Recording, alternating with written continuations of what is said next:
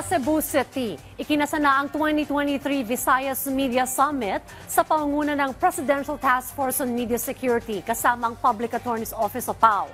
Lain itong mapaunlad ang malaya at responsableng pamamahayag sa bansa. Yan ang ulat ni Jessie Atienza ng PTV Cebu.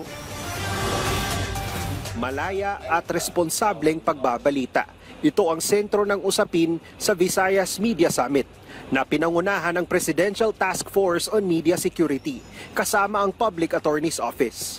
Hindi lang mga taga-media at mga information officer ng mga LGU ang dumalo, kasama na ang PNP na kaagapay ng mga mamamahayag.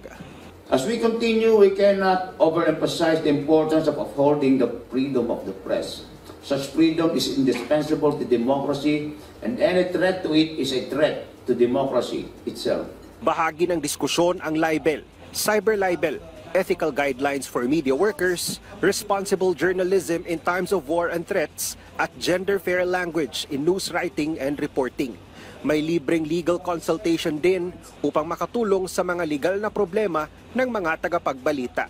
It is evident that both the task force created by His Excellency President Bongbong Marcos and the Public Attorney's Office or PAO value human resource and concretely support the continuous enhancement of this invaluable treasure. This summit has become a vital tool in capacity building for our sisters and brothers in the media. Malaki ang pasasalamat ng lokal na mga mamamahayag dahil dito madadagdagan ang kumpiyansa nilang gampanan ng tama ang kanilang trabaho.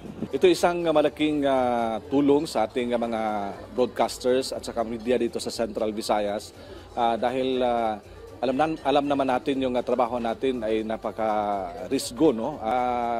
Sinabi naman yung taga Malacanang at saka yung gobyerno natin ay bigyan tayo ng safety.